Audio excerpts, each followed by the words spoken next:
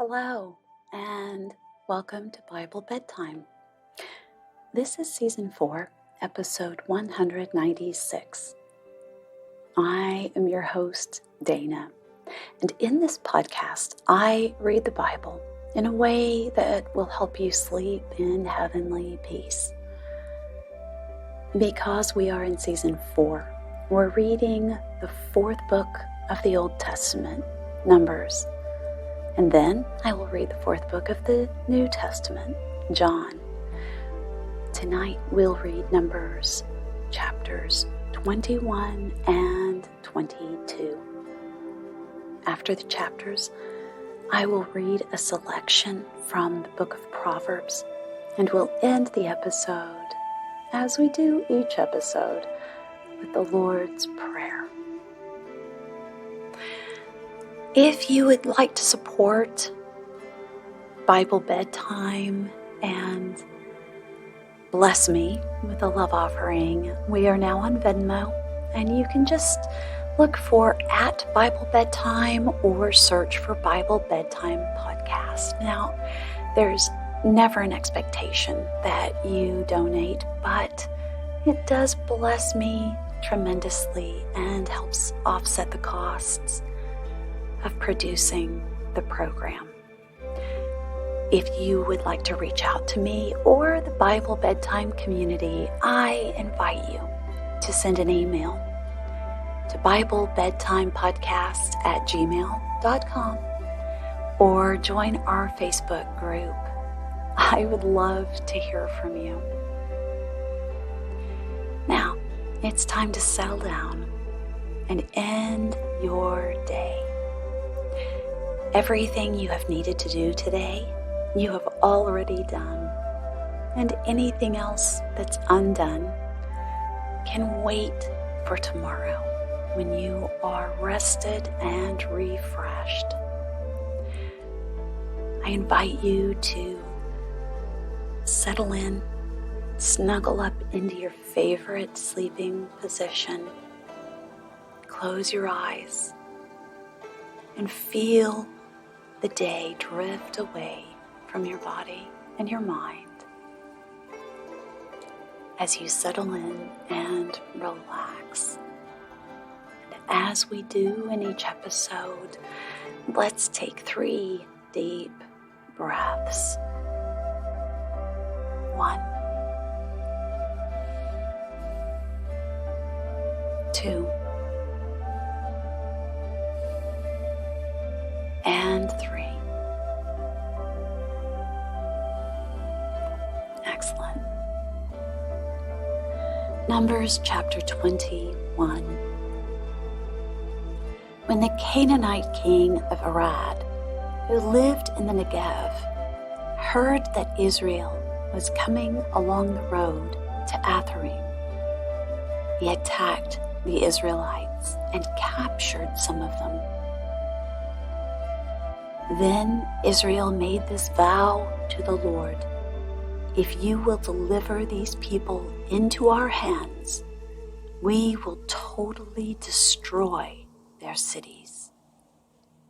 The Lord listened to Israel's plea and gave the Canaanites over to them. They completely destroyed them and their towns, so the place was named Hormah. They traveled from Mount Hor along the route to the Red Sea to go around Edom. But the people grew impatient on the way. They spoke against God and against Moses and said, "Why have you brought us up out of Egypt to die in the desert? There is no bread, there is no water, and we detest this miserable food." Then the Lord sent venomous snakes among them. They bit the people, and many Israelites died. The people came to Moses and said, "We sinned when we spoke against the Lord and against you. Pray that the Lord will take the snakes away from us." So Moses prayed for the people. The Lord said to Moses, "Make a snake and put it up on a pole. Anyone who is bitten can look at it and live." So Moses made a bronze snake and put it up on a pole. And when anyone was bitten by a snake and looked at the bronze snake, he lived. The Israelites moved on and camped at Oboth. Then they set out from Oboth and camped in Iri-Abarim, in the desert that faces Moab toward the sunrise. From there they moved on and camped in the Zered Valley. They set out from there and camped alongside the Arnon, which is in the desert extending into the Amorite territory. The Arnon is on the border of Moab, between Moab and the Amorites. That is why the book of Wars of the Lord says, Waheb in Subha, and the ravines, the Arnon and the slopes of the ravines that lead to the site of Ar and lie along the border of Moab. From there, they continued on to Beer, the well where the Lord said to Moses, "Gather the people together, and I will give them water." Then Israel sang this song, "Spring up, O well, sing about it, about the well that the princes dug, that the nobles of the people sank, the nobles with scepters and staffs." Then they went from the desert to Mattanah, from Mattanah to Nahaliel, from Nahaliel to Bamoth, and from Bamoth to the valley in Moab, where the top of Pisgah overlooks the wasteland.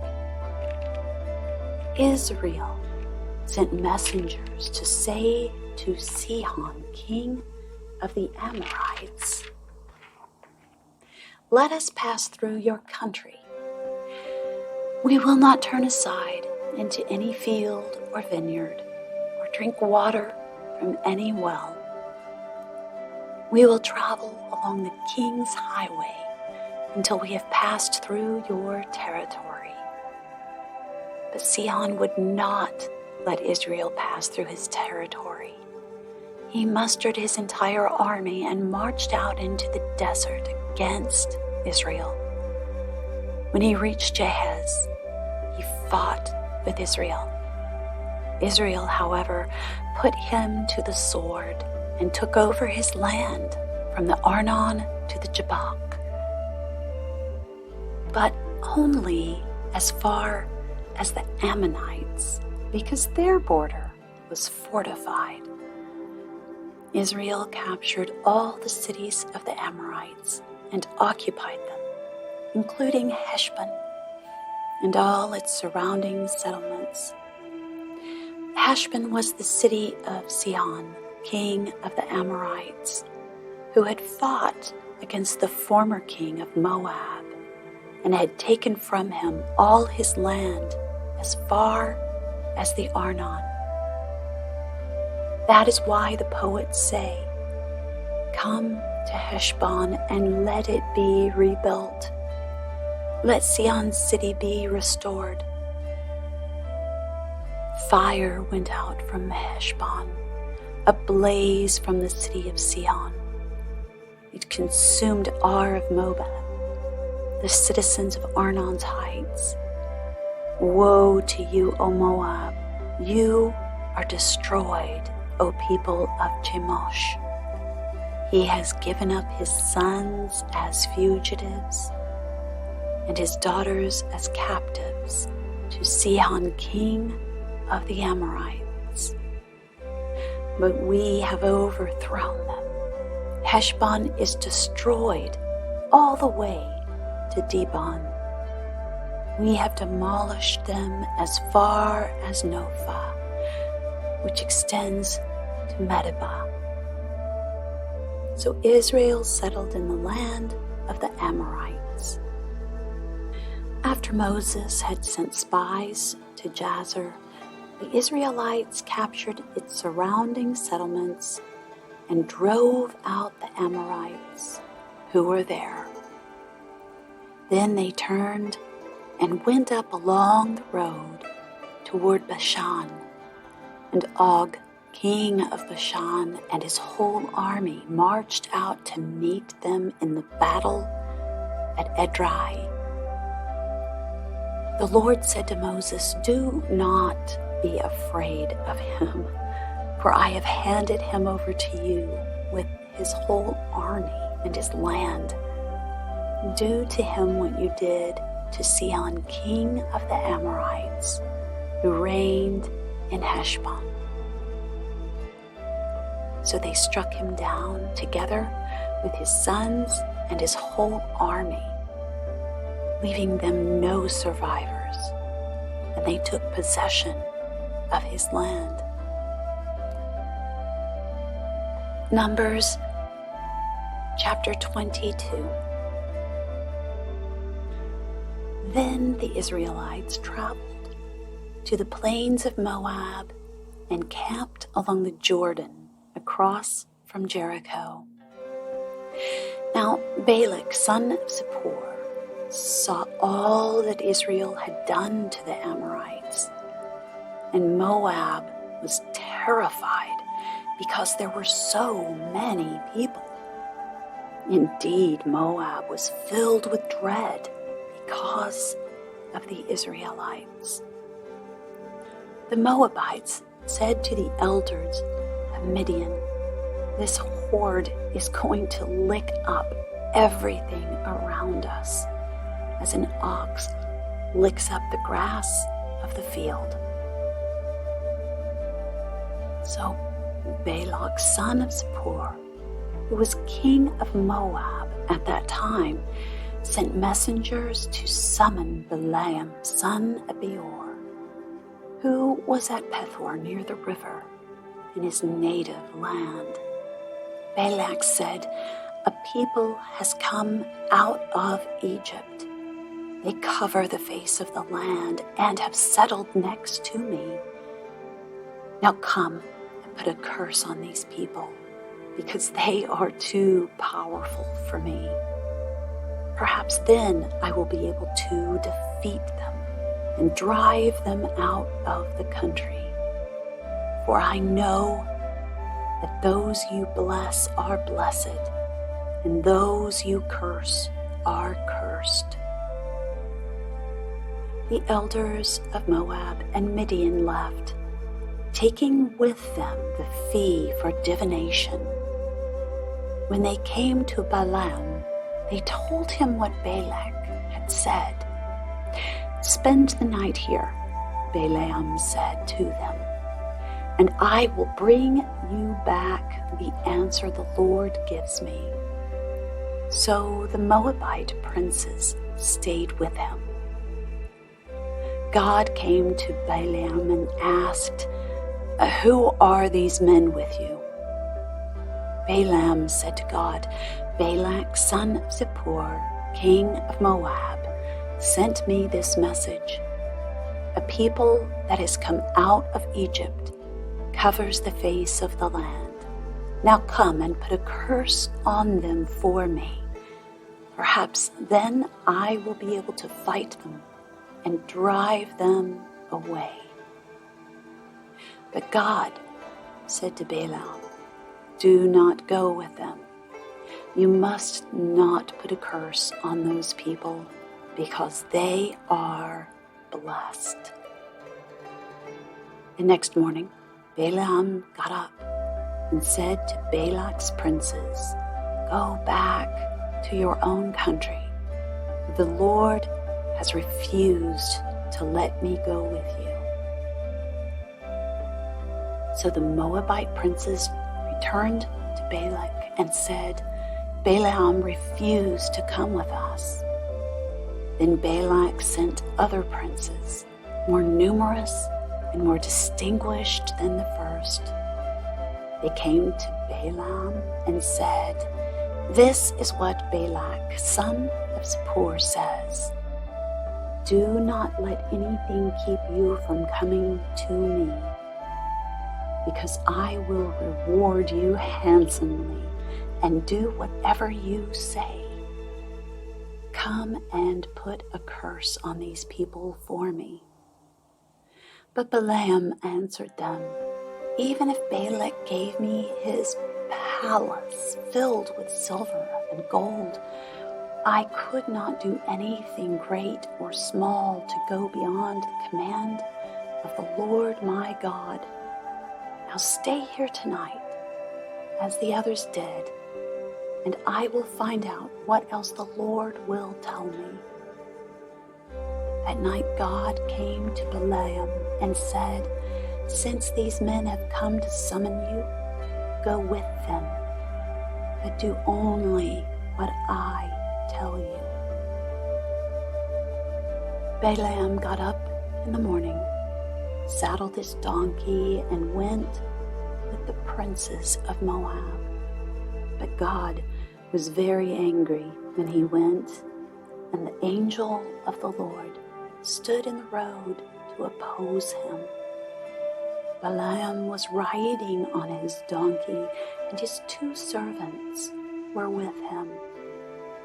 When the donkey saw the angel of the Lord standing in the road with a drawn sword in his hand, she turned off the road into a field. Balaam beat her to get her back on the road. Then the angel of the Lord stood in a narrow path between 2 vineyards with walls on both sides.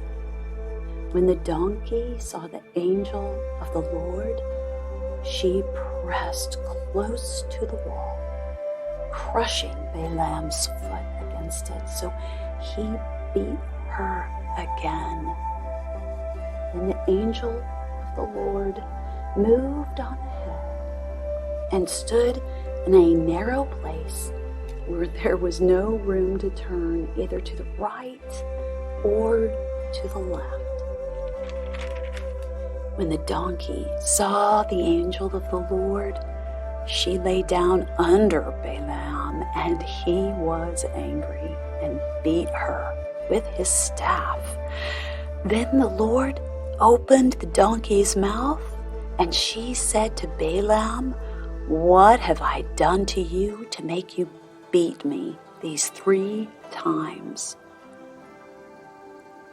Balaam answered the donkey, "You have made a fool of me. If I had a sword in my hand, I would kill you right now." The donkey said to Balaam, "Am I not your own donkey, which you have always ridden to this day? Have I been in the habit of doing this to you?" "No," he said. Then the Lord opened Balaam's eyes, and he saw the angel of the Lord standing in the road with his sword drawn. So he bowed low and fell face down. The angel of the Lord asked him, "Why have you beaten your donkey these 3 times? I have come here to oppose you because your path is a reckless one before me. The donkey saw me and turned away from me these 3 times. If she had not turned away, I would certainly have killed you by now, but I would have spared her." Balaam said to the angel of the Lord, "I have sinned. I did not realize you were standing in the road to oppose me. Now, if you are displeased, I will go back." The angel of the Lord said to Balaam, "Go with the men, but speak only what I tell you." So Balaam went with the princes of Balak. When Balak heard that Balaam was coming, he went out to meet him at the Moabite town on the Arnon border, at the edge of his territory. Balak said to Balaam, "Did I not send you an urgent summons? Why didn't you come to me? Am I really not able to reward you?" "Well, I have come to you now," Balaam replied. "But can I say just anything? I must speak only what God puts in my mouth." Then Balaam went with Balak to Kiriath-Huzoth. Balak sacrificed cattle and sheep and gave some to Balaam and the princes who were with him. The next morning, Balak took Balaam up to Bamoth Baal, and from there he saw part of the people.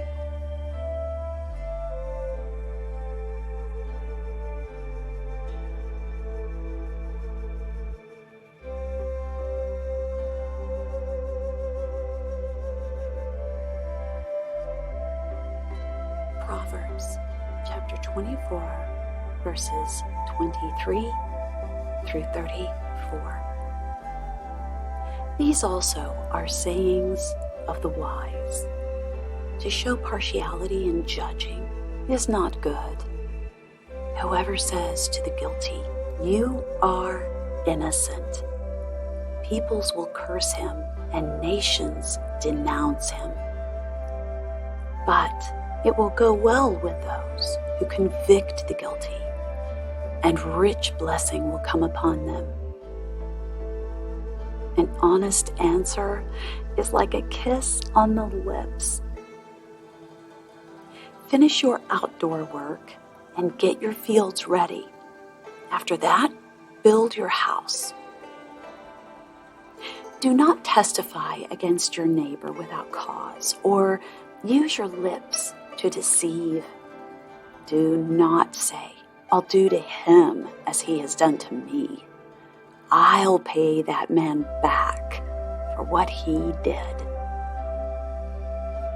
I went past the field of the sluggard, past the vineyard of the man who lacks judgment. Thorns had come up everywhere, and the ground was covered with weeds, and the stone wall was in ruins.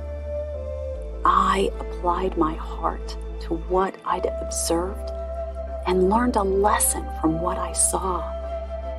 A little sleep, a little slumber, a little folding of the hands to rest, and poverty will come on you like a bandit, and scarcity like an armed man.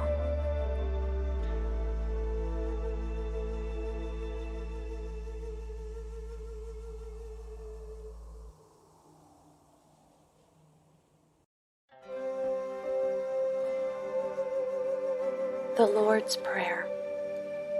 Our Father, in heaven, hallowed be your name. Your kingdom come. Your will be done on earth as it is in heaven.